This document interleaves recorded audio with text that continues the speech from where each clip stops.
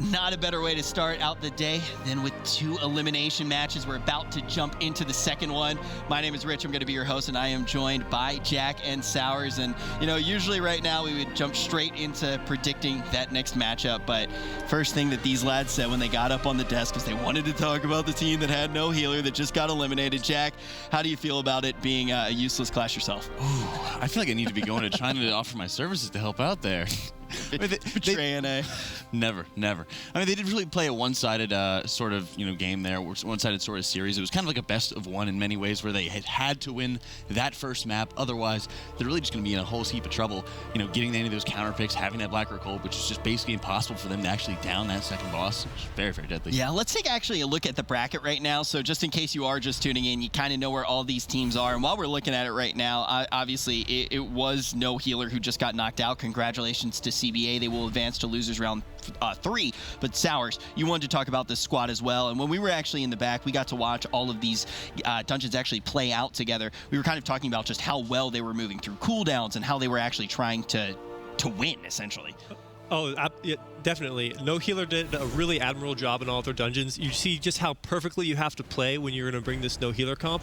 And then that first match is incredibly important because you have to get that third map pick to clinch out the victory. They were this close in that first map, and just a couple mistakes, a couple big wipes set them behind just enough that they couldn't clinch the series. Team No Healer, you're all of our heroes for trying something very unique, and it was really fun to watch. But ultimately, we got to move on to the next series here. It is going to be Shepi against SkyLine.TOP, and both of these teams, I think these are kind of the sharks in the lower portion of the bracket right now, and we've had a chance to look at them quite a bit throughout the past 2 days. But start with you, Sours. Which of these teams do you think will actually come out on top? Of course, SkyLine.TOP started from the top. Now they're here in the bottom bracket. Right, they've done an incredible job so far. They've performed really well, picked some incredible dungeons. Right, they picked Ivashara, which is not one of the first map picks. A common thing we've seen from these Chinese teams is they're picking these maps that are going to be a guaranteed first map to go to for the second and third dungeon. But they went to Ivashara and Seat when it was a 23. They're doing a really incredible job. Shepi didn't finish either of their 22s. They came back in the lower bracket, did a really good job. But SkyLine.TOP has this experience in 23s in this tournament. I put my, they're the guys I want to see. Whew, I had to mute my mic there for a second. I didn't see that joke coming. Usually you kind of see it coming a little bit, and you stay composed like Sloot. He tells a bunch of bad jokes, but that one, you take the cake there, Sours. Now, Jack, anything in particular that you predict coming out in this series, composition-wise, or anything like that? SkyLine, I definitely will see will be coming out on top there. Like Sours was kind of mentioning, where they were actually playing in a fantastic game when they were going up against SkyLine. It was just like they were a little bit behind. And kind of seemed like they were in a situation where the opponent, after their big loss started coming when they were going up against opponents that were already just having their best game. Right, yeah, that is something to think about as well, because we did actually get to look at the bracket and seeing who these teams really did go against. I feel like we're already in this position where SkyLine D is probably our favorite to take the entire thing for the region, Sours. Yeah, their gameplay is, they all play perfectly. The double rogues executed well. The Havoc Demon Hunter is doing well. Every single person on that team knows exactly what they need to do to get the bosses done. Like, people aren't trying to pat on trash. The Havoc Demon Hunter is doing his job. The rogues are doing their job. Everything they do is just perfect. I would like to see maybe a Windwalker from them, because the double rogue isn't going to be perfect in every dungeon, and we did see a necrotic pick, which I think is a good counter pick against their team comp. Maybe an explosive pick against them from some other teams, but they really had a great, strong showing here. Now we're going to be jumping straight into this one. SkyLine.TOP versus Shepi. We had a quick second there to really think about the entire landscape of the tournament. There are some powerhouses in this region that still sit in the upper portion of the bracket. We are going to be jumping back up to that portion of the bracket after this series, but now it's time for this elimination match, and we are going to Karazhan. Back to the lower Karazhan. Return to lower Kara here. You've seen, of course, they are getting control of those ads very, very quickly, with both Blood DKs being able to control undead, those mobs. And, again, we were seeing, in the past where we were having lower Karazhans with teams that did bring healers. Again, just skipping ahead, not having to worry about the trash there, not too much of the trash, pulling to the left side, getting the trash backs down that they can, and then just having, again, their Holy Paladins, skipping ahead, getting the mass res off for everybody there. Yeah, so it looks like I don't think either of these teams are going to be doing the res skip. Looks like the Blood DK from Shepi has ran downstairs, corralled some mobs, and brung them back up, while SkyLine.TOP has done some other mobs. It looks like 2 deaths, 3 deaths from SkyLine.TOP. Maybe they do have a res being set up. Perhaps that healer has invis potted ahead while Shepi is cleaning up the trash and moving on towards the event. So. Yeah, and you're seeing just that extra amount of trash being pulled on one side, whereas the other team is just saying, hey, we are a lot more confident with this. We're able to make sure we're getting this done. And again, being able to have, the speed set out of Agrimars is just so nice. And you're just seeing that quick swap out of the gear sets there for the Holy Paladin. He's getting everybody rest up. There actually was quite a bit of a delay there, which was kind of maybe some of the cause of when you're looking at, like, oh, what were they doing there? The big thing that they were doing was just making sure they're getting the event started. The Opera event, of course, is going to be the Beauty and the Beast. So there was that big delay. That's what you're kind of seeing where everyone was just wiping there, giving them plenty of time to get rezzed after and still waiting for that RP to start. Yeah, you saw an upper Karazhan yesterday, and you see it here in lower, and a little bit as well in Seat, where whenever there's a long RP event going on, you like to see teams do the RP while then other people will go branch off and clear some trash, and that's what SkyLine.TOP has done here as they move into this Opera event. Yep, it's very important to make sure that if the Opera event has already started, the curtains have already opened. It's very, very important to make sure everyone is going through at the exact same time. So if they did take a little bit more time, for example, to clear extra trash, so the curtains were already open, it'd be very, very key for them to make sure that they all walk through, so that way nobody's getting locked out. But first off, Cyrus, tell me about this boss. So this boss is, it's going to be troublesome. There's going to be fire everywhere. There's a broom he's going to be chasing after you. You've got to have your head on a swivel, otherwise you're going to get swept away. And this fire is going to be out. There's a nice cauldron here that you can use to clean the fire. Different teams will choose different bosses to kill based on their team comp and what they like. Yeah, and it's very interesting to see they're actually taking out Luminor, who is, again, dropping all of the different fires. Usually you see, especially in NA, everyone going for Mrs. Cauldrons. Mrs. Cauldrons, of course, is going to be casting any of the little soup sprays there. While they deal tons and tons of single target damage, they also allow you to help clean up the fire. So what do you think about killing Luminor first rather than Mrs. Cauldrons? I think it's going to really help the Demon Hunter out, as well as maybe the Blood DK if he's wearing a Sephu secret. Having that kick for the Demon Hunter to gain resources from, as well as the ability for these guys to proc their Sephus, is going to allow them to do a lot more damage to these bosses. You see Blues just took a really big hit from that damage here. He's being chased by the broom. He's been disoriented. He's got wings popped, so that's obviously a bad feeling when you've got your cooldowns running and you get disoriented. Well, it's absolutely a horrible feeling there where you're seeing, because they focused on Luminor first, again, you want to make sure that you're not having any of the extra fires that you really want to be dealing with. But again, Bablet is just running free, and it's making so that the Warlock really is, just getting time to dot everything up and then start running for his life. And so we also see the importance of even the strength of sending ahead a healer there to start the RP, where Shepi is starting this boss a minute and a half later than SkyLine.TOP started the event. It was around a minute 30, a minute 50 or something that SkyLine.TOP begun this encounter, and Shepi wasn't able to pull the boss until that 3-minute mark swung around. Excellent point. You're also having to see the difference in trash, where they said, hey, we're going to take care of this trash. We're going to make sure we're going through this, and we're not actually going to have that full team wipe. But on the other hand, they're not really getting much of an extra advantage there. And we've seen the differences in trash, for example, when we're looking at like Team No Healer. They did have that big wipe right after the Opera event, and it caused them to actually have to kind of scramble to get some more mob percentage, and it actually kind of sunk them, really, as we were seeing later into the series, because they weren't able to clinch out that first game. Yeah, we saw Shepi even won some games earlier because of deaths, and now SkyLine.TOP has got 4 deaths on them over Shepi, who's had a clean run so far. But that minute and a half difference versus the 20 seconds from the deaths, you have to, it's a trade-off, right? Like, how much is that death worth to the timer versus starting this RP early? That's right, and you're seeing, of course, SkyLine.TOP here taking on Coggleston, the last of the little bosses that you have to be taking out here. He is spawning the little forks. They can be quite deadly. Just important to be able to get all these mobs just brought up in together. The extra cleave that's coming out of these spinning forks can be very, very annoying to deal with, and just putting a lot more stress on the healer then, because you are putting up those bleeds that the Paladin has to manage. But thankfully, Holy Paladin is excellent in this instance. Yeah, absolutely. So it's going to be interesting to see how SkyLine.TOP approaches this next big pool. So you can either do it in 1 or 2 pools, depending on how brave you're feeling. When we saw Team No Healer do this earlier, it appeared that they pulled the trash underneath the stage as well as everything else, and then that caused them to wipe when those fire mobs came out and killed them all. And this cool pull that you see SkyLine.TOP doing right here is actually something I saw their friend Skyline D practicing over on Doyu, where they go up and pull those mobs up there that you normally don't pull, and they're gathering everything. It looks like they're going all the way down to the fire. This is an absolutely massive pull. You see some great discipline from the warrior. Hasn't pressed a single button yet. There's no threat on the table. Cooldowns are about to start rolling, and we're we're going to see these guys doing an absolute insane amount of pump. What I love what they're doing is they're also being able to have the little spotlights. The spotlights that are allowing so much extra damage to be done if you're standing in them.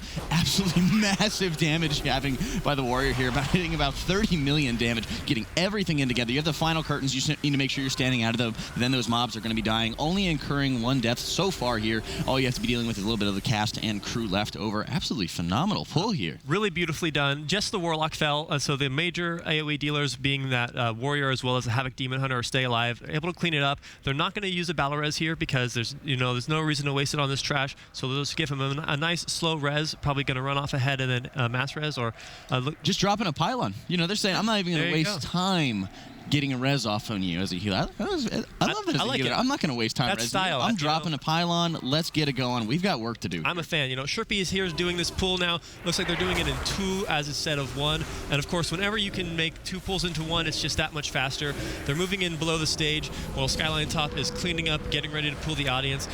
We'd like to see people pull these lantern guys out here, and then they're going to go in and they're going to pull all of these guests and do another huge burst pull. Very important to remember that it is necrotics. You are seeing, of course, these DK tanks just trying to step back from these very massive pulls because getting everything in together, and if you're not able to, for example, have Dancing Rune weapon up, you're not having the additional parry, you're just going to be taking so many stacks all at once there. So you're seeing that, they're SkyLine.TOP here on the left side of your screen is just clearing out the rest of the ushers. They're actually going to be taking, I believe, 4 of the ushers all at once, making sure that they have to be very, very careful here, especially if all of the damage is going to get lined up together from those flashlights. Yeah, so these flashlights are, really dangerous. You got to make sure that you turn your back, otherwise it's going to do bonus damage. They go through walls. Who looks like YD spun a little bit too early, so he took full damage. If you're facing these guys, they're going to hit you really hard. They like to go through cooldowns and just do a ton of damage to you. Shepi looks like they're getting ready to pull all of the attendants in the middle. The DKs run into the center. Here comes the grip. SkyLine.TOP is doing the exact same pull right now, but they're also 2 pulls ahead of them. They've pulled all of these attendants, and now they're going in the middle. Yeah, it looks like they're also just not, I guess they're going to be relying, Shepi, this is relying a lot more on their I-beam damage rather than just any extra kind of cooldowns, whereas SkyLine.TOP was waiting maybe for YD's cooldowns, waiting for, the rest of the cooldowns that are going to be available for the group. That way they'd better be able to burn down these trash mobs. Yeah, so we're going to move towards the next boss in this dungeon, so we'll have to see where they decide to go. People, if you have Lust up around now, maybe you're going to head towards Morose, because he's often considered to be extremely dangerous, or maybe it looks like SkyLine.TOP might be headed over to Maiden of Virtue. There's a really nice pull that we see here where teams are going to send their DK to skystep down this entire hallway and do a grip and then a massive AoE pull, and it's executed right. It saves so much time, and it's really beautiful. You're talking about saving time. You are seeing Team Shepi here pulling the extra ushers into the rest of the audience there to try to get that extra death. But you are seeing, of course, the tank just taking so much damage. I believe he did actually fall there when he was trying to kite out the rest of the trash pulls. The necrotic, and he just stacked up necrotic so rapidly because I don't believe that he had Dancing Rune weapon back available to him. So he's instantly getting all these necrotic stacks. He needs to be able to generate enough threat so that, YD or, again, the Demon Hunter they're not going to be ripping off of him. But at the same time, when you're getting so many stacks, you're instantly going into this unhealable phase, and you have to deal with the ticking damage as a healer. And especially because he already propped his Purgatory, it just kind of made sense for him to die and get a quick res. Yeah, so Purgatory's down, so maybe we might see him go off and die just to get that cooldown back up. Looks like maybe Purgatory is also popped for the other DK. Their whole team is running into the hallway. They didn't pull that much of it. They're going to pull over the doorway, start the I-beam. It looks like SkyLine is setting up to do a very similar pull. There goes the Skystep. Off he goes. They're probably going to LOS now into the Maiden room, and then they'll start clearing this trash. Yeah, and getting the line of sight off there, because there are some of the different archer mobs that can be quite a pain to deal with. And if you're not able to get everything perfectly stacked up together, it can be quite an annoyance. So they're getting everything close enough in together, getting it into that Chaos Nova stun there, making sure they're able to get as much damage off as possible. And then it's really important to watch out for SkyLine.TOP's Blood DK, making sure that they're able to quickly get all these mobs down. He's staying in for quite a long time, so it's not a huge deal for him to deal with Necrotic. And now they're very well postured to get onto the Maiden of Virtue. Yeah, having that stun coordination is really good. SkyLine.TOP has got that Shockwave, they've got that Chaos Nova, they've got the Infernal Stomp, and Shepi has got the double Chaos Nova as well as the Infernal Stomp.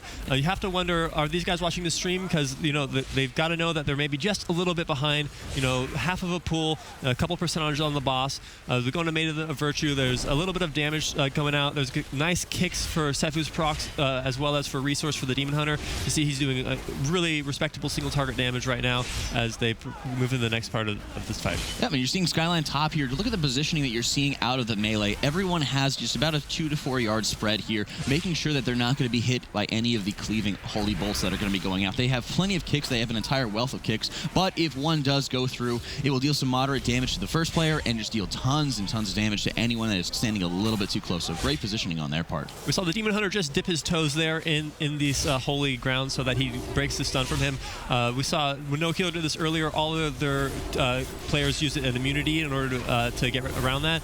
But perhaps maybe I don't see any bubble cooldowns, but whatever you can use to avoid that stun just allows you to do that much more damage to get through that maiden shield. It's excellent what they're doing, and you're seeing as they are really having half the group really dipping their toes in, taking that damage. The boss will cast Mass Repentance there, and it will basically just put up a Disorient on everybody, but you have to take damage so in order to break it. So everyone's having half the group step in, take damage, and they're able to break the Repentance while the other side is using some immunities, using bubble, things like that. It makes it a lot easier on your healer. That way they can spend a lot more time focusing on the damage. You've seen about 700k, for example, coming out from the Paladin for SkyLine.TOP. And that's one of the biggest things as a healer when you're in Mythic Plus. You want to make sure that you're able to get as much damage done as possible. Healing is not quite as big of a deal. You want to be doing just as much healing as you absolutely need to in order to keep people topped off. So, for example, you are seeing tons and tons of casts coming out while Beacon of Virtue is going up. Make sure everyone's staying topped off from that extra dot damage. But once that ends, the Paladin goes right back into dealing damage. Yeah, we saw Shepi apparently seem to reset this boss right before pulling it because it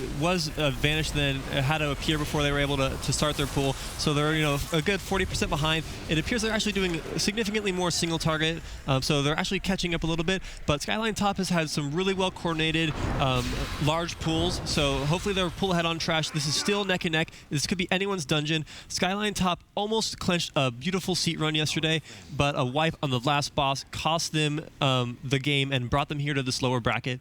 And you're seeing, one of the biggest things with SkyLine.TOP is trying to drill back down onto those fundamentals. I mean, by no means did they play bad during their game against Skyline D, but they just got a little bit outplayed there. And you had such a well-oiled machine in Skyline D, running with those double rogues, being able to absolutely annihilate bosses. So I really think that if SkyLine.TOP here has something to prove when they want to say, we know you're a little bit behind us. We know that we have a little bit of an advantage here, but we just need to keep on playing our game, making sure that we're doing it as cleanly as possible. That's right. They've had a whole day back to recuperate their senses and get their head back in the game. And when something like that happens, it could be really demoralizing, but you just have to push through it. And they have an incredible showing right here in this first match. Everything is clean so far. 7 deaths, but 4 of them were to that skip that they did earlier when they were setting up the RP. This looks like a rehearsed team. They're back for round 2. They've got a fire under their belly, and they're doing a really great job. I mean, you're seeing their posturing here to make sure they're getting in position to take down Morose. One of the nicest things, of course, by playing a Paladin on this fight is you are able to deal with the Garrote damage so easily there.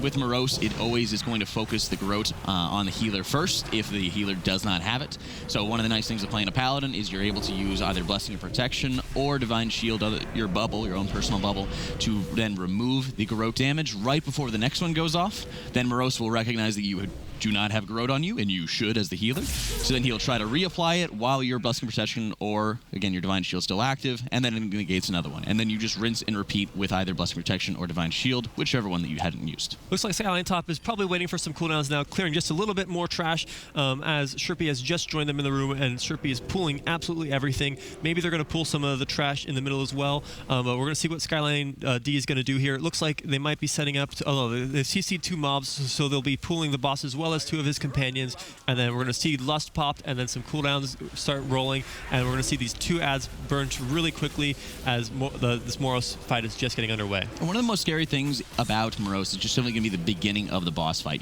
There's specific kicks, specific, maybe grips on some of the mobs, depending on what week it's going to be, what you really have to be dealing with, watching out for example, for anything like empowered arms, making sure they're getting that quick grip there. This is really nice play up them, making sure they're getting crisping down as rapidly as possible. You're going to see the first Garrote did go out on blue, the Holy Paladin for SkyLine.TOP. Be very interesting. In about 10 seconds there is going to be either the Divine Shield or the Blessing of Protection removing that Garrote right before the next vanish. He will try to Garrote again, and then it takes so much pressure off the healer and really allows him to start pumping out so much more damage. So you see SkyLine.TOP has just finished their first mini boss along with Morose as Shepi is just pulling it. 75% on Moros versus 100%, and they're also one mini boss ahead.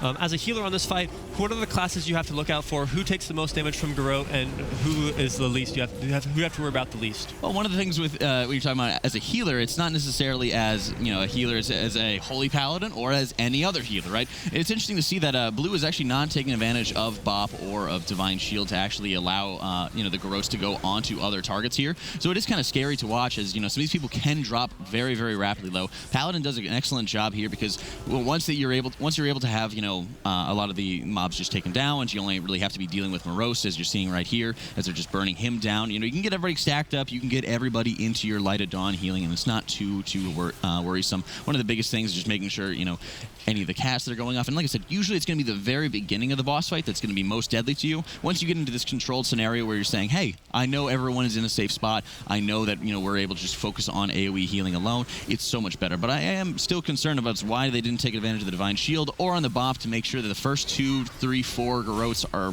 completely negated.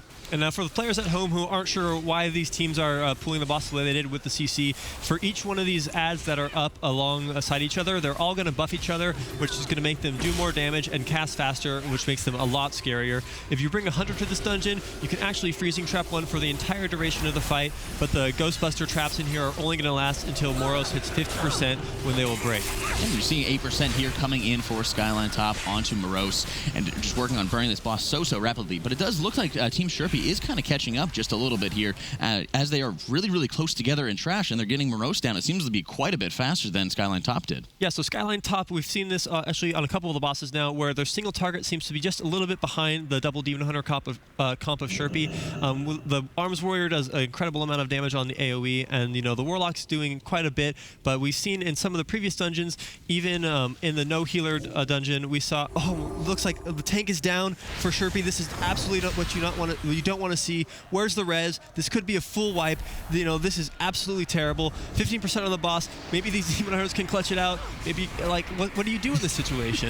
At this point, you have to look at it. I mean, they did have a res available. They just were a little bit too slow to actually react to it, or they just didn't prepare to have, the Soulstone, for example, onto the tank. So full wipe coming out for Team Shepi here, just as we were talking about. They were getting that extra single target damage. They really were seeming to have a little bit of a faster pace, and they weren't really behind that much on trash, but they sure are now. Absolutely huge pool just executed there from SkyLine.TOP.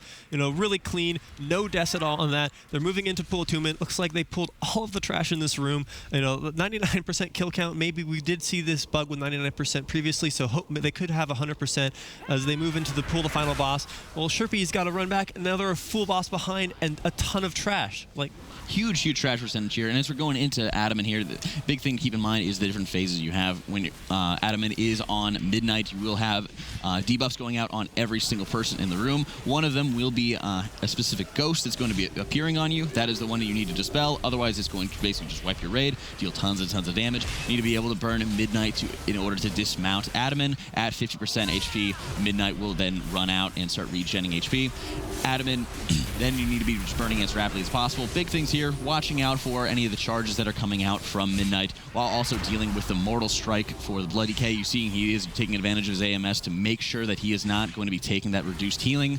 Very, very important to watch out for it. A really nice positioning also from the Warlock by SkyLine.TOP in this fight. If you stand far enough away from Adamant, you can actually dodge all of his horses without ever moving an inch. Players like to run in close to mobs, and then you find yourself dodging horses, and all that movement could be a significant DPS loss, and it puts your life at a great risk. And if you stand at the wrong range, a horse could spawn on you and really ruin your day. Yeah, but you're seeing a full screen here coming out for SkyLine.TOP. It is their map to lose here as they are burning down the last of it. Paladin just getting stuck in a corner there and goes down. Very important to get the res off because they do have the debuff coming out. He quickly gets res. They do need to take care of the dispel. They get the dispel off very, very quickly because that ticking damage that comes out when all those debuffs come out can be such a pain. But yeah, in that situation, you need to be able to stand close to the boss. You really need to watch out for these horses that are coming out. Another thing is when you're having to make sure that because you are in such close proximity to Midnight, which is mounted by Adamant, Adamant will still strike players that are within range. So it's very, very important to be able to be quick, react to those heals, and stay on your toes just to make sure you're not getting taken out by the horses like Blue did. That's right. Unlike the Disc Priest, Holy Paladins as well as Resto Druids like to do their damage in melee, so he just happened to be caught between a horse and another horse there, and that spelled the end of his life. But this is also the end of Adaman's life, and then it's just one more horse to fall, and then that will be revenge for Blue, and the dungeon will be SkyLine.TOP's. That's right, and as a burning down Midnight here, there is the Enrage, which is dealing additional damage. You are able to, again, run around the corner here if the damage gets a little bit too high from the stomp there.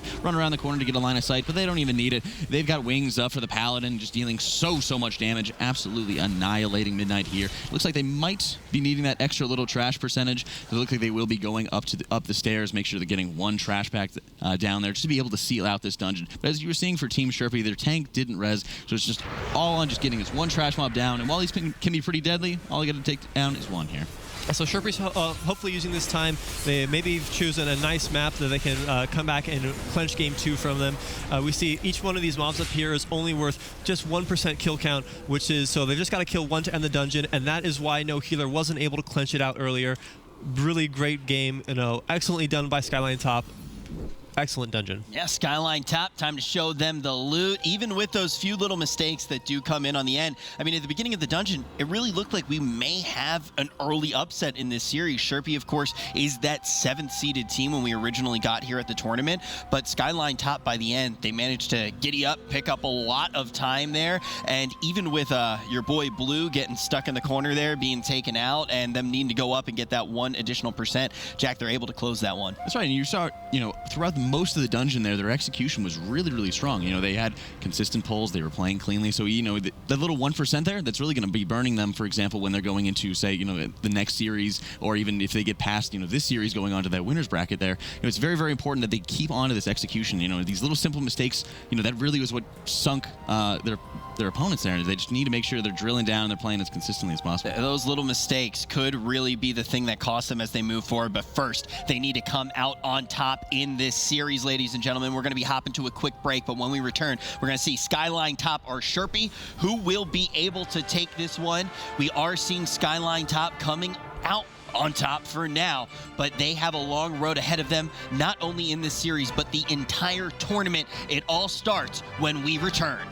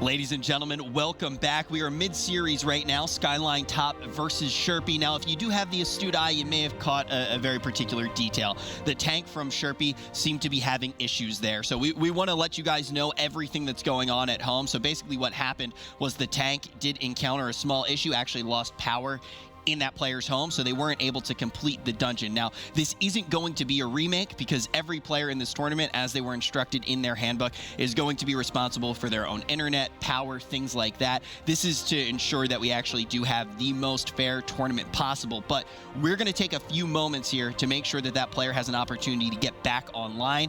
But like we said, I just want to reiterate, this first game is not going to be remade, but we're trying to get into the second dungeon of this series to give Shepi the best chance possible. But I'm excited because that means we get to talk until they actually do sort out these issues right now. And I want to look at both of these teams because, Sours, one of the things that we talked about with Shepi before we jump to the break is they actually are the 7th seeded team in this tournament. What do you think their best hope is? What is their win condition in this series? Well, of course, they've got to win the third game as well as the second game. You think about what kind of dungeons that they want to bring their team comp to. We saw that their single target on all these bosses was significantly higher than the Arms Warrior composition out of SkyLine.TOP. So maybe a nice single target dungeon, perhaps Arcway, maybe Halls of Valor, and that might play to their team's strengths. And then you add in some good affixes to that, and then you could clinch out a nice game, and then you just have to play absolutely perfectly in the third game and then take the series. I also do want to say, obviously, online play, things like this can happen. That's one of the reasons that we're so excited to actually have the first land for the MDI coming up very shortly in this season. That's what this is all leading up to. We're basically going to do quite a few weekends here. We have every single region, our 4 regions, figure out the 2 best teams. Those teams end up going to land. This is the first week of that. So Shepi, though, even though they do have this issue, before they actually hit that snag in the road, they looked like they were performing very well, definitely going toe-to-toe with SkyLine.TOP, which has been a team that's performed against some top teams in this region. Well, that was the interesting thing we were talking about, and as Sours mentioned, the single target damage that they're able to be pumping out, which is so consistent, so excellent that they were going through. And one of the things that they were kind of seeming to be poised for was just being able to kind of a little bit overtake the other teams just by being able to catch up, do the same exact pulls, for example, that Team SkyLine.TOP was doing, and then just be able to catch up on boss damage, right? So maybe when you see something like a Halls of Valor, that might be available to them, that way they're going to show, like, hey, we're able to get through these mechanics, we're able to play much more cleanly. As you saw, SkyLine.TOP was actually just kind of having a little bit of errors there, just the very tail end of the instance that ended up consuming so much time. So that can kind of be, like, we're starting to very quickly, as the MDI really does evolve and we start to see more matches, team characteristics start to kind of develop.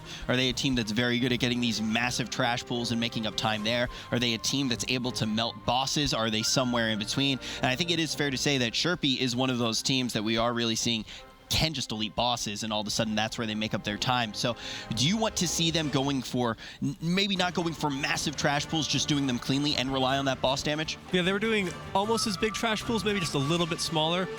When they could turn 2 pools into 1, that'll really help just speed everything up. It comes to confidence in the players as well as having a good organized cooldown rotation. You want to call out the first stun, the second stun, and the third stun to maximize the amount of time that the tank can stay in there and do damage before you have to start running away and hiding like you do in these necrotic dungeons. Now, we already talked about Shepi quite a bit, but SkyLine.TOP is going to be leading in this series right now and already alluded to the fact that they've played against some pretty difficult teams. What has enabled them to be such a powerful force in this region? Well, I think one of the biggest things is that, their consistency, right? As you're seeing throughout these instances, they have such really, really strong pulls that are able to make sure they're getting the largest trash packs possible. As we were saying, right after the after event, they did bring all of the mobs just backstage, brought them into the pit band there. They're making sure, for example, they're able to get that extra buff out and playing so cleanly. And we were seeing, for example, Team No Healer, they really got burned when they weren't playing as cleanly. They tried to make these big risky pulls, and as a result, it just caused them to consume, an extra 30 seconds to a minute and a half just to be able to get everything else done, just a couple more percent. All right, so now, folks, we've kind of walked through both these teams, how we think that they can actually win in this series. It's an elimination series, so they have to do it here. If they don't, they are no longer in this tournament. The winner of this stays in the losers portion of the bracket. Now, one of the things that changed in this MDI is the way that keys actually do work, right? We're going to have those predetermined affixes. You actually get to pick the map when you are the loser in the series, and then you can also switch things up with that final affix. Now, we talked about maps in particular for Shepi, some of the things that they may want to go for. Right now, if you were Shepi, what map would you be trying to lock in, Sours? I think, of all the maps in this map 2 pool, it's got to be Arcway. The double Demon Hunter single target, and then you get the Warlock with the Enslave on the ad to buff one of those Demon Hunters to do increased damage. They can really kill these bosses extremely fast, and they can also do big enough pools that will maybe not quite as big as SkyLine.TOP, but just a little bit smaller, and then that extra boss damage can clench out and just speed everything up, and that could be the win. I also want to follow, because we haven't really had an opportunity. It's one of those beautiful things when you are actually moving this quickly through all the matches. You get to watch a bunch of gameplay, but we don't really get to dive into all of the details about what these compositions are really doing. And we talked about meta before we got here. We talk about meta all the time. That's the reason I'm a Demon Hunter main now. Thank you, Jack. Thank you for carrying me. But the thing is we really kind of expected certain things overall in this tournament. When we talked about meta big picture, right? We expect a lot of Windwalker. We do expect a lot of Warlock, maybe a few Demon Hunters here and there, some Rogues every now and then. What do you actually think about the compositions that we are seeing, in particular double Demon Hunter and then actually having that Warlock? Do you think that this is a strong composition?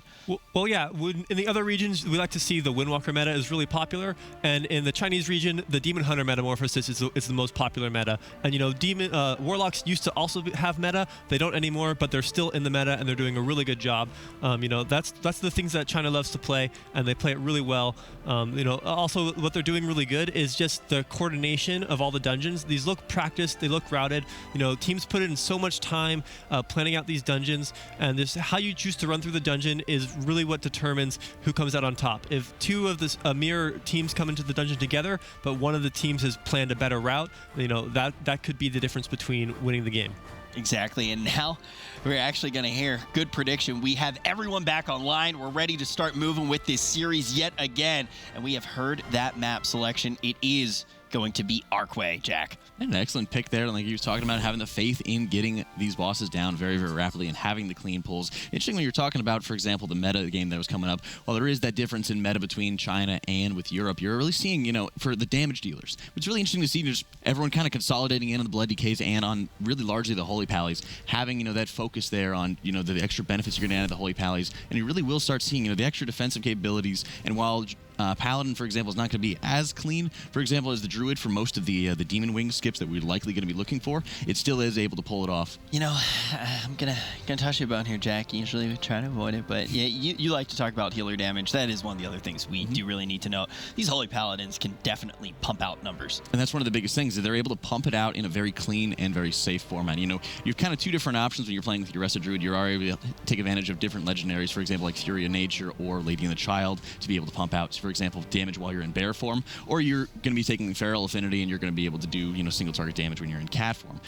One of the big things, though, is when you're switching out of those forms, whether you're switching out of bear form, you're losing out on the extra arcane damage from the legendary, right? Or if you're playing Feral Affinity, you're missing out on the extra bleed damage when you're exiting cat form. Paladin's just able to sit there in full plate with Devotion Aura up, deal so much damage, and still, be in a safe position to be able to switch between DPS and healing so easily. Man, I feel dirty even talking about it, but yeah, that really is the big thing with Druids. Druids actually, sometimes the numbers that they can put out are absolutely insane, but you always do have that small little jump. You have to invest that global, so you can very quickly, from doing damage, fall behind, and then you have to jump back into healing, and then you actually get less damage because you've fallen behind, and it's just this vicious cycle. But please, let's stop talking about healers. Let's talk about the key a little bit more. Ultimately, it is going to be Tyrannical, Raging, and Explosive. That is going to be the key that is locked in once they put their own spin on it. What do you think about Explosive as a selection as well? I think Explosive is going to be a selection we're going to see a lot of. Luckily, both teams are running the Holy Paladin in this dungeon, so Holy Paladins are really great at stomping out those explosive orbs.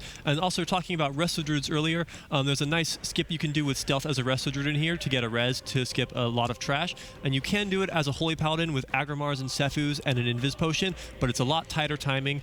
And so neither of the teams have that Resto Druid, though, so we'll see if one of these teams attempts to do this skip. That could save a team a ton of time and put them well in the lead. That skip is really cheeky, though, with a Paladin. Do you think that could be one of those moments that we really have to look in this dungeon, because that could be an error that pops up for a squad? Well, one of the biggest things is ideally, because I believe we're going down the middle route, usually on live, we're having, either the left or the right opportunity. It just kind of opens up at random, but on the Tournament Realms in this tournament, we are going right down the middle. So they do have the option, and usually you'll see teams kind of default, if they have the Warlock, to go to the left side. That way they're able to grab the Chaos Bringer Shadowbringer to deal with, to get that huge damage boost. But as a Paladin, what you have to do is you have to end up actually clearing a lot more of the demon trash to give you enough time to be able to say Repentance a mob, proc Sephuz, use your invisibility potion, run around, get into a corner, and then get a mass res out on everybody. Yeah. Because the Demon Wing just takes up so much time and is just incredibly lethal to deal with. All right, well, with all this said, Shepi, it looks like they have managed to get a very, very strong map pick for them as a squad, but SkyLine.TOP does have a chance to close it out here. What is going to be their best route to success if they want to take Shepi's map pick? Well, it's all going to boil down to which bosses you decide to go for, and making sure you maximize the use of that Warlock and Slave on one of those demon ads.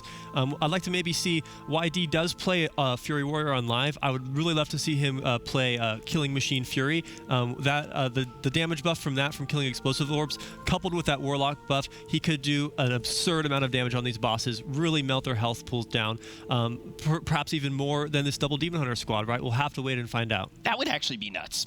That's one of those things, like, when you said it, I was just like, whoa, because it's not something that Warriors haven't been something that we've seen nearly as much of as we did in the previous MDI. In the previous MDI, it was like, yeah, jam 2 arms Warriors, just throw stuff on the ground and watch things get pwned. It was beautiful, but the thing is now is that's really not what we're seeing, not at all. And YD's kind of been one of these guys. You even said it yourself. He's kind of an all-star in this region, and he is known for playing Warrior, but Fury, not something that we necessarily expected to see. Yeah, he is one of the top Fury Warriors over on Warcraft logs, but I have seen him play exclusively arms in these dungeons. I would like to see maybe to mix it up.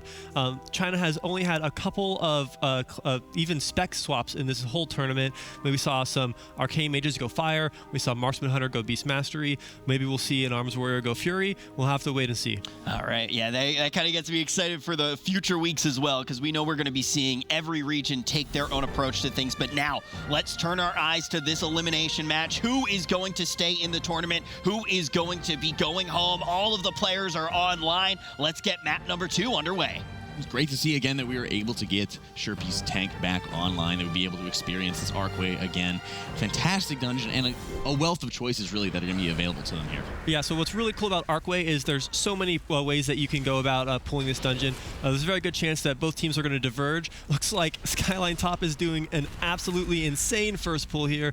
Where in the world are they going? Shepi is just going to kill the ghosts as well as the slimes. Look at these guys. Where are they going? This is huge. At first I thought they were just going to be skipping trash. I was like, oh yeah, he's running, a pretty far distance. But they're actually just doing a colossal death run here. Just being able to get a little bit of extra ground. It's very, very interesting to see this. Maybe it looks like they've run ahead, perhaps dropped a pylon. They're going to skip all of that trash in the first circle. Normally when you do this dungeon, you don't end up killing that much of that trash in the circle. Looks like Shepi has wiped. And the reason you don't is because you're having to deal with the trash. You're having to deal with the explosive. And it's very great to see, because they are having to deal with the extra affix of explosive, they were able to get past all of those mobs before any explosives were actually going to be able to wipe them. Yeah, it looks like sometimes the failure detection pylon is weird with rezzing. I wonder they're just watching out for the void zone there. Ah, the void zone. Oh, because yes, it rezzes you at just 1% health. So if you were to take that failure pylon there in that void zone, you're going to find yourself dead again just a second later. Well, as one of my favorite casters like to say, sometimes you have to go slow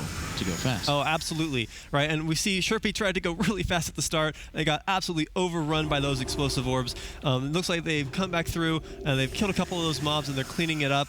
SkyLine.TOP is further ahead in the dungeon, but of course further behind on the kill count. Looks like they'll be heading to maybe Corsalax. No, it looks like they've changed their minds. They're heading over to Spider Boss first.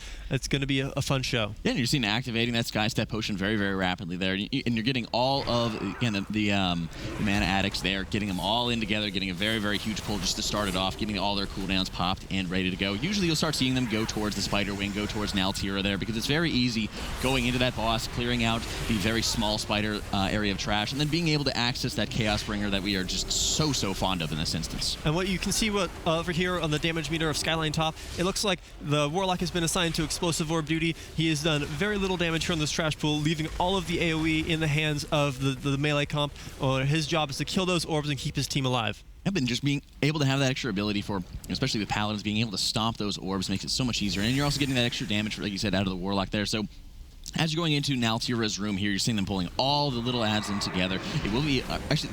Yeah, look, it's like they're taking in all the ads together. It's very concerning to watch out for the explosive there. So you're going to see the Paladin, probably again, like you said with the Warlock, maybe being able to just take on all these explosives. Doesn't look like we have too many that we have to be dealing with, and they're eliminating them so rapidly before too many spawn. So we didn't see the Warlock do a lot of damage on the previous pool, but we saw Soul Flame do a ton of damage on that pool. Soul Flame, of course, is going to do damage whenever one of these mobs dies, and it's like a cascading effect of explosions, right? As long as these mobs die slightly delayed from each other, that Soul Flame really will just clear everything out, especially when you have low health mobs like this. It can clear trash really fast.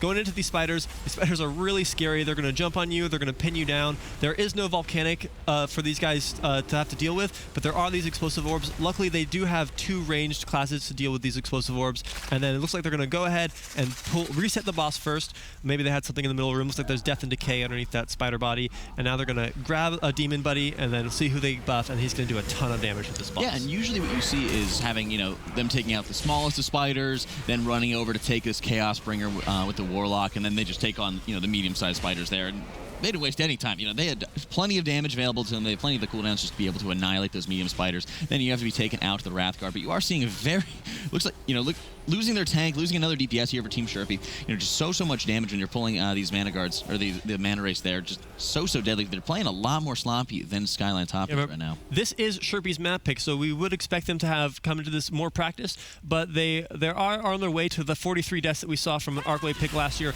Hopefully they won't go that far. Naltira has just been engaged by SkyLine.TOP. Looks like that buff is on the Demon Hunter, or perhaps it's on the Warrior. It's anyone's guess at this point. The Warrior is doing so much damage. This guy is the all-star of their team. Really incredible player. Shepi is a little bit behind. Another death from them.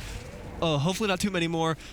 This is, not the kind of play we wanted to see out of Shepi here. Not the play you wanted to see, and also not the amount of, the control, the execution that you really want to be seeing. You're seeing SkyLine.TOP doing an excellent job being able to get rid of the explosive orbs there, making sure they're clearing them out. Team Shepi on the other side was just not ignoring them in many cases, and now you're seeing as they're getting the wipes, they're actually feeling the full effect of the affix that I believe that they added into the equation, right?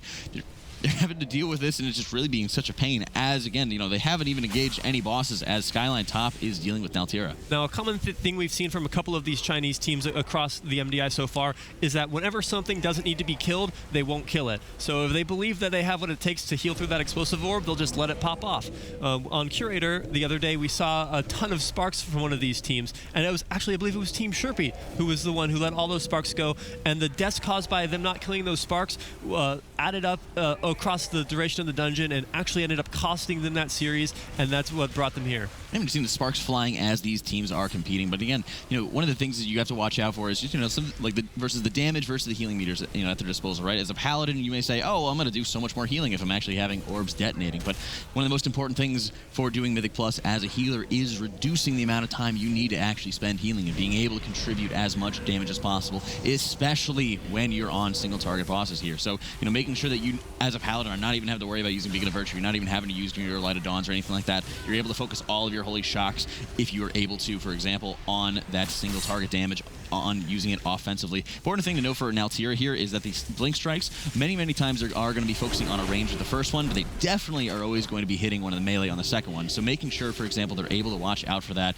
And again, they have such a huge advantage as Team Shepi here is just now activating Naltira. Yeah, so we see this web affix even took the life of the Demon Hunter. They're using, it looks like Demon Hunter is jumping out of there, maybe giving it a dash, maybe giving it that Demon Hunter disengage, and while the Warrior is using Heroic Leap. Of course, this web will connect 2 players, and it's going to bring them together to the boss, and you have to run far apart from each other, otherwise you're going to end each other's lives, or whoever has less health is going to die first. Yeah, but you're seeing them getting brought together by the Tangled Web. I really would have liked to see some more markers being put down. You're seeing just 1 or 2 around the room here for SkyLine.TOP, just to be able to have, generally accepted idea of where, all of the spreads are going to be going for that Tangled Web, because the Tangled Web does bring in 2 players together, and they need to be able to break that chain in order for the damage to stop. So when you have that control, for example, of, say the demonic circle where you're able to instantly port to one area, when for example, the melee are going to be going in absolutely different directions, it makes life so much easier to deal with.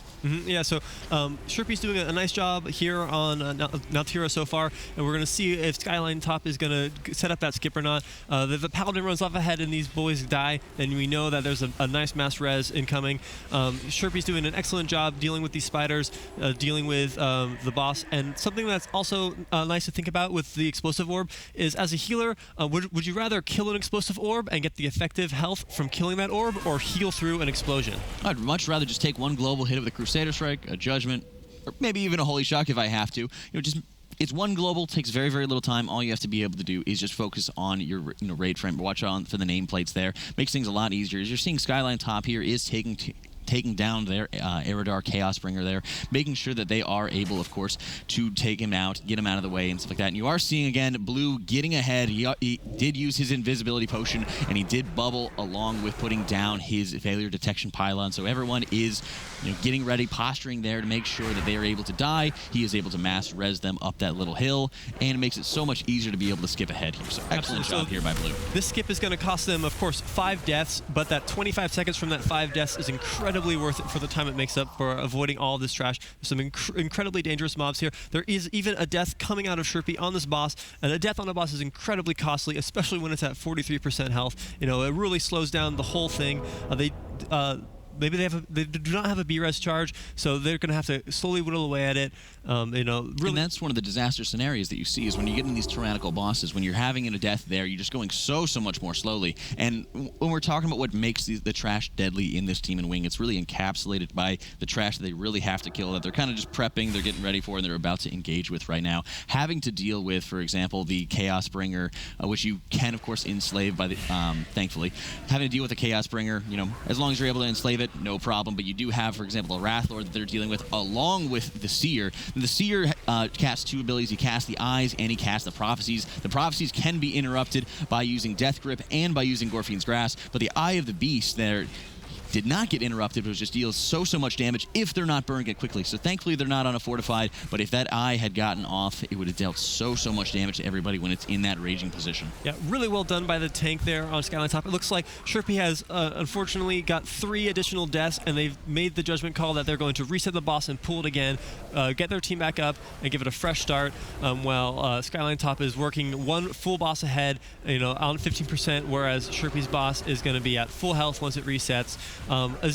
This is a boss that does a lot of damage. He's going to do a massive amount of AoE damage when he does his stomp. Would you consider this to be a Pride as boss, or how do you approach Zakal? Oh, without a doubt, Zakal is going to be, Pride as boss. It's going to be making sure you're playing as survivable as you can. We are on these 23, so, it does still deal quite a bit of significant damage here, and you always have to watch out, and that's one of the always things I do whenever I'm running through an instance, just being able to communicate when you get to bosses like these, who's going to be needing extra defensives, because Paladin has a wealth of defensives to be able to give out to the group, being able to use Blessing of Protection, because this is going to be physical damage, that you're being able to use Blessing of Sacrifice while you use your own Divine Shield, and also being able to use Aura Mastery with Devotion, or getting that extra 20% damage reduction to everybody in the group, making sure that they're able to survive. It's very, very easy to say, I think I'll be able to survive this. I think I'll have the damage reduction needed, but you really must be as safe as possible. Looks like Shepi decided that they wanted to clear some trash instead of pulling the boss, and they've actually wiped to it. It appears they pulled that Seer as well as the top pack, and then maybe they weren't gripping the explosion, they weren't gripping the eyes. Eyes were going off, damage was going out, the DK fell, followed by his friends, while SkyLine.TOP is having a great performance here. Zakal on 43%, really clean run. They do have 10 deaths, but of course they did 2 full 5-death team wipes. So this is, in theory, still a perfect run out of SkyLine.TOP. Yeah, you're seeing Shepi hasn't even killed any bosses yet, which means they're not even getting their first checkpoint back from killing the bosses. Important to note, every time you are killing the bosses, you are unlocking that extra checkpoint. They're having to run from the very beginning of the instance to be able to get all the way back to Naltira's room.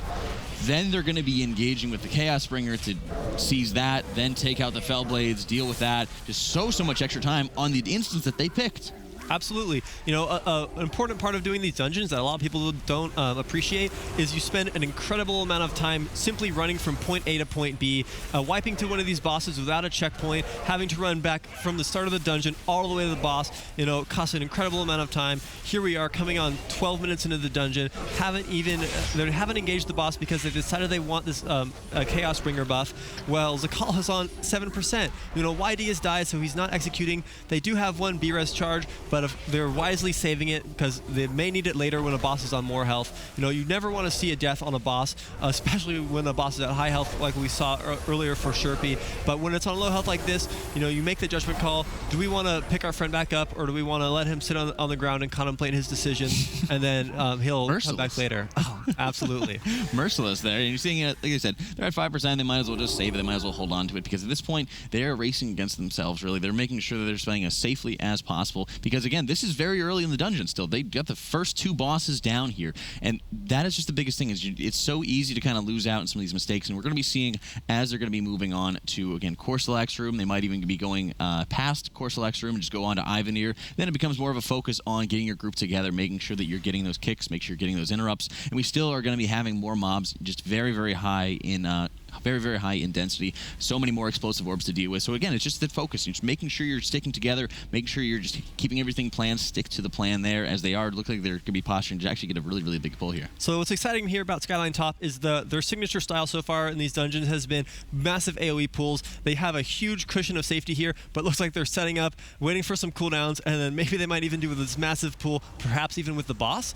They're going to grip all these mobs up. Looks like they're not pulling the boss. They're not feeling that lucky. There's a couple of magic debuffs going out here. A lot of explosive orbs that need to be handled. There's going to be haste bubbles. You've got the buff on the warrior doing insane damage, 40 million arms warrior burst. This is why you bring that arms warrior over that fury warrior. You trade off that AoE for maybe that little bit of utility. Huge damage out of him. YD, more like yes please. Thank you so much. Huge, huge damage here coming out YD. You're seeing it again for Team Shepi there, dropping the failure detection pylon, making sure they're getting reses out on everybody. Thankfully, you didn't even have to have the demon hunters even die from that, because they are able to have their double jump and able to avoid adding a little bit extra to the timer. But they're clearing up all the trash here. Looks like they are going to be having their the Chaos Bringer that they're going to be refreshing the enslavement on right before they're going to decide if they want to be pulling Corstalax or get it on their way back. Yeah, a little bit of arachnophobia out of Team Shepi here. They've decided to come and kill this Fel Lord as opposed to killing that spider boss. Corstalax is being pulled. It looks like a death right on the start, but luckily you can just drag him out of the room and reset it, and they can have a clean pull on this boss. There's their Chaos Bringer. It looks like he broke free. Maybe something got a little bit out of hand. There's some explosive orbs on the ground. You want to make sure that those don't start exploding. If they're just going to get this guy back under control, they do have the Demon Hunter in prison to see him while they bring the Warlock back alive, while Shepi hasn't even engaged this boss yet. They're still clearing the trash in front of Zakal.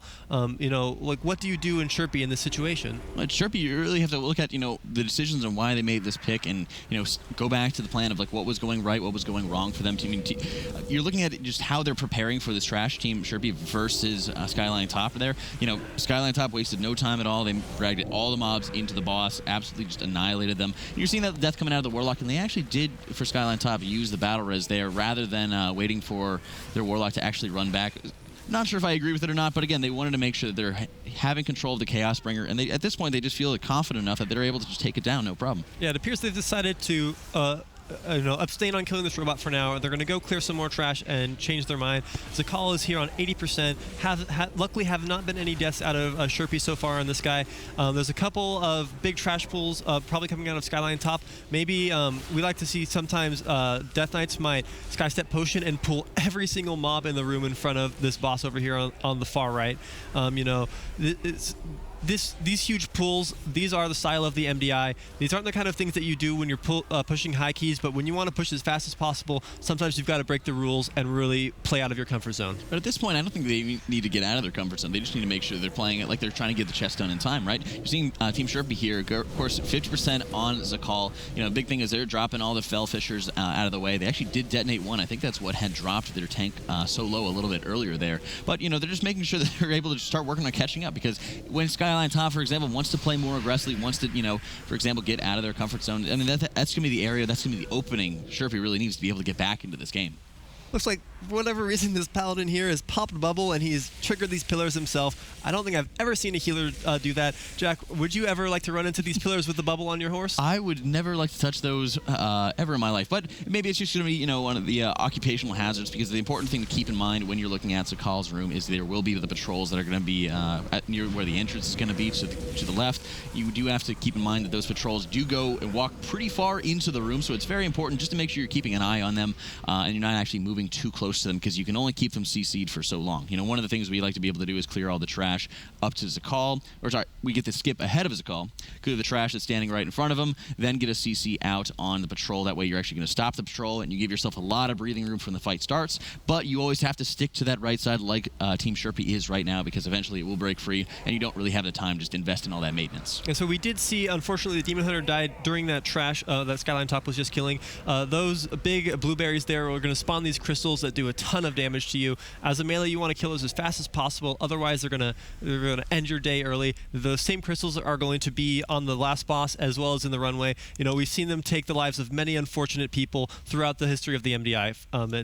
But SkyLine.TOP is doing a great job using line of sight here to pull these mobs. Now these worms here can be kicked, of course, but they will not actually move unless you are out of line of sight of them, and then they'll chase you and they'll stack nicely so that you can kill them together. Yep, and it's nice that you're not even having to, you're able to get all of them up in there together. You are having to deal with the warp shades, which are without a doubt the most deadly, having the phase breach, and also having the reconstitution there. You know, a lot of the focus in this wing just starts focusing on getting as many kicks as possible out on these mobs, making sure they're not healing themselves up to full, and making sure they're not having that huge nuke. So it's it's double form where you want to get the worms and those shades line of sighted to you, because you want to make sure that you're not going to get damaged by the phase breaches as they're casting and moving towards you, and you want to make sure that all the worms are going to get nice and stacked up for you easily. I quite like the style actually of the SkyLine.TOP route here in this dungeon by going to Ivanir first as opposed to going to that Corsollax robot boss. Of course, if they do die on the last boss, there is a checkpoint after every boss, so by coming back to Corsollax, they'll actually have a shorter run back in the event of a full team wipe on the last boss, so a little bit of safety out of them, because of course running around in a huge dungeon like the Archway here can consume a large amount of time. As we saw, it cost Shepi a ton of time when they wiped to that spider earlier, and here they go pulling Ivanir. Shepi is of course pulling that spider now on 70% versus 100%. There's a couple of scary things you have to look out for on Ivanir. That big triangle will kill Warlock pets, so hopefully it doesn't kill this Chaos Bringer here, because he is there to help these guys out.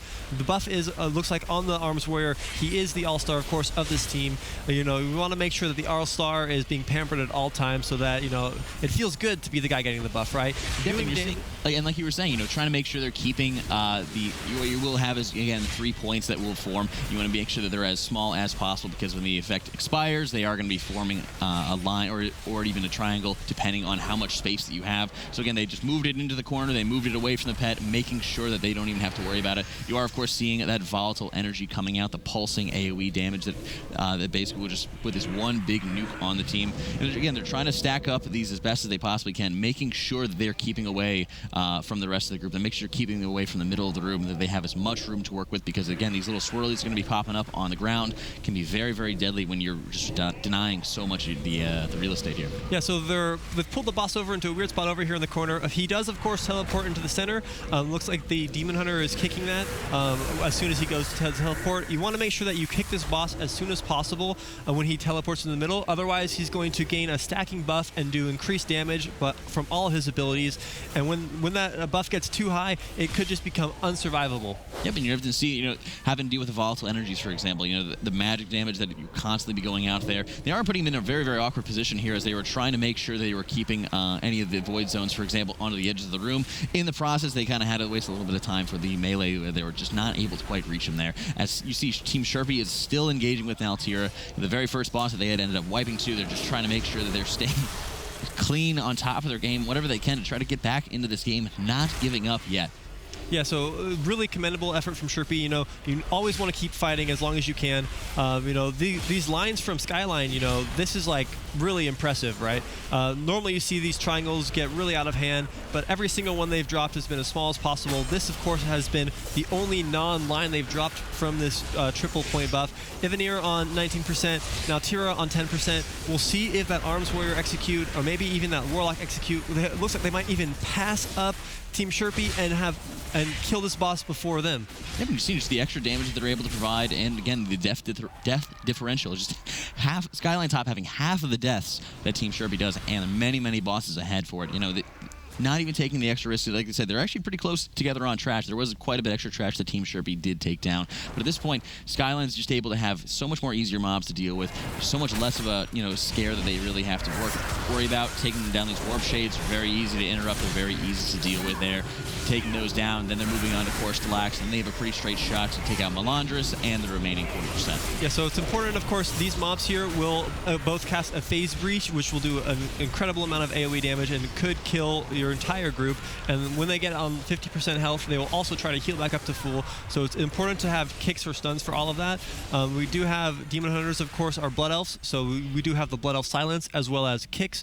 And then there's, of course, the Demon Hunter Stun, the Shockwave. So many tools at their disposal for handling all these mechanics. Really great job. Yeah, but you're seeing there they got the stun on the Chaos Bringer. They do have a timer that the Warlock has. They can only leave they can only enslave the demon for so long. So they're quickly getting the stun out because the Chaos Bringer is not a fan of being enslaved and would just absolutely deck. And we saw it earlier. They will absolutely deck the Warlock if he gets the chance to.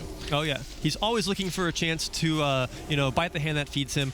These guys are going to now engage Corsalax, and we'll see who they like to give these haste bubbles to. If you're a class that really benefits from haste, grabbing these bubbles will increase your damage output by a considerable amount. Looks like, of course, they are going on the warrior again. This will give him increased auto attack speed, so he's going to have even more rage to do more damage. The vacuum is going off from Corsalax. We'll see if they decide to stand in, if they decide to run out. Hopefully nobody dies. We did see the lock gate out of there. Nobody died to that explosion. Really well done. Shepi is clearing the trash in front of this boss. While it may look like they're quite close, they're a full boss behind, tons of trash behind. Corsalax on 66%, a really clean dungeon from SkyLine.TOP so far. Yeah, and you're seeing, of course, they're dealing with the suppression field that is going out. There's a lot of pulsing AoE damage there. Then it's time to find a friend right before the quarantine happens. The quarantine is going to lock one of the players into a crystal. It needs to be clicked as rapidly as possible. Otherwise, it will just absolutely just annihilate their team. So they need to make sure they get rid of that ticking damage very quickly. Having an ally there, clicking on them, releasing them, and letting them just get back to DPSing and burning this boss. Yeah, it's important to communicate with your team here on this boss and make sure that you find a friend to stand next to and hold their hand when that crystal comes out. You don't want to be caught out alone because the crystal could kill you quite quickly. Luckily, we haven't had that happen yet today. Vacuum's going on for both teams. Of course, the boss percentage is quite different. Corsalax going down quite fast. The Warlock is doing great damage on this. Maybe he's the guy out getting all those far haste buffs. Who knows where that Warlock buff's going. These guys are doing so much damage.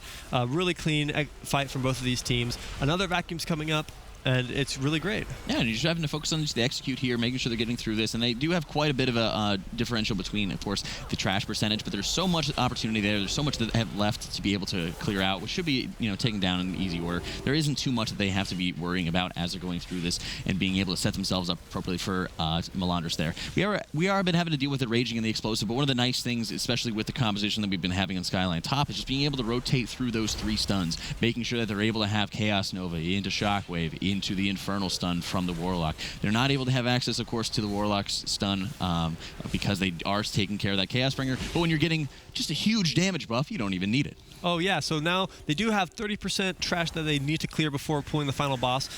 So they're gonna, looks like, probably go in and maybe pull this pack to the left, pull some packs in the middle. We're gonna probably see another huge pull out of these guys. Hopefully they don't die to explosives, because the more you pull, of course you'll clear trash really fast, but you do run the risk of spawning a ton of explosive orbs, which could end your pull early. Yeah, and you're seeing there you're talking about, they do have tremendous opportunity to be able to get on top of these mobs, to be able to get so many of them up together, but they are going to be running that risk. And there's actually quite a dangerous pack that are getting here with the Forgotten Spirit.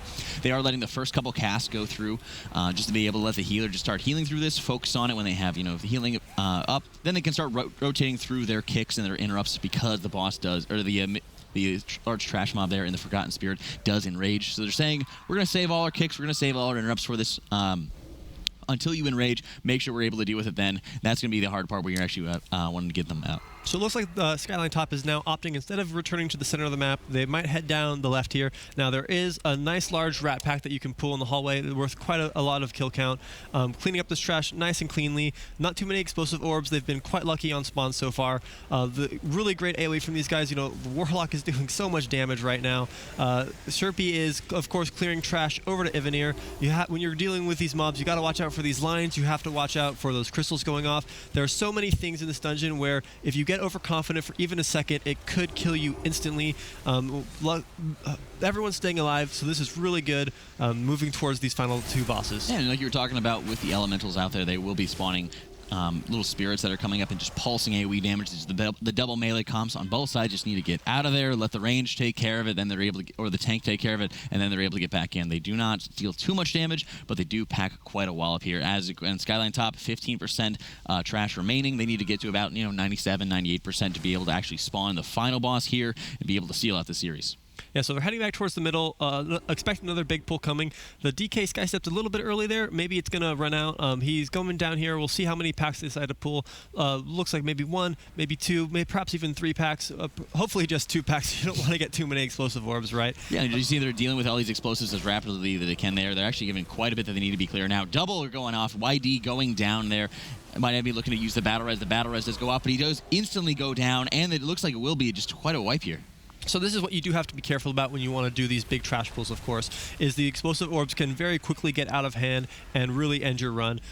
Luckily, they did kill Corsollax as their final mini-boss, or the final, I guess, boss leading up to the final boss. So they do have a much shorter run back to this trash pool than if they had decided to kill Ivanir 4th. Yeah, but just a very quick run back here as you're able to see they're getting back into position. But yeah, this is what I was kind of talking about, where I was saying, really don't want them to kind of get out of their comfort zone or get any big risk coming up here. Because again, Team Shepi does need to be able to take down another boss and deal with all of the trash leading up to Ivanir. So it doesn't really seem like there's going to be too much of a point to be able to engage with all of this if they're going to be having to deal with lots of explosive orbs. Maybe it was just because of the fact that he didn't have Gorfian's Grasp, that pull was just a little bit more sloppy. Maybe again, following that age-old adage, making sure they're going slow to go a little bit faster. Oh, absolutely. Shepi, of course, didn't heed my advice, and they tried to go a little fast there. They pulled all of the trash in front of Ivanir and line of sighted it, and then the Demon Hunter fell, the Death Knight fell, the whole team fell. They've got just a couple of mobs left to clear up, and then they should have a clean run over to this boss. It will be, of course, their 4th boss, but SkyLine.TOP has already cleared a 4th boss, and they're moving on to their 5th. Just a couple of percentage left until he spawns, and then it's just that to clench the series and continue their run here at the Mythic Dungeon Invitational. And that's what we were talking about. SkyLine.TOP was actually just having quite an impressive performance as we've been going through this, but getting knocked down into the loser's bracket by their sister team, Skyline D. And this is one of the things you wanted to see, is just these true teams, these teams that say, hey, we've got something out there to prove. We went against the #1 seed. We lost. We want to be able to get back up there and still go to the LAN later into the summer here. As you're seeing, they're clearing up the last bit of percentage here. The boss is going to be activating once they get to 98%. So they have all the trash that they're going to, I believe they have all the trash that they're going to be needing. Activate the boss and get it down, no problem. And so Shepi is just clearing up the last 2 trash mobs before they pull Ivanir. And of course, SkyLine is just clearing up the last 5 little mobs until they pull the final boss.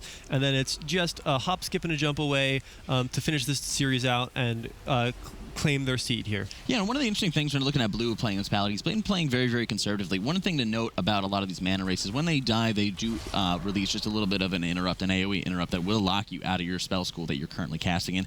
And Blue's been playing very, very passively. You're seeing very little damage that's been going out by him as we're engaging with a lot of these mobs. And I do like that he's just kind of making the decision, but on the other hand, I would be interested in seeing if he's going to be pumped out, dropping the consecrates, making sure they're kind of speeding up, and that's one of the things, progressing through this is making sure as a healer you're playing safe, but you're not playing just so passive that you're not going to be able to contribute anything here or there. Just the little extra casts when you're just able to say, hey, I can rely on my Blood DK to heal himself. You want to be able to contribute as much as possible. And now Blue is really turning up the heat here as they are engaging with Advisor Vondros. Yeah, you have to find that fine line between safety and danger. Really live on the edge. If you play too safe, of course, you will go too slow. And if you play too dangerous and you go too fast, you may find yourself wiping out. Yeah, it's very interesting as you're seeing the mana bombs going off there.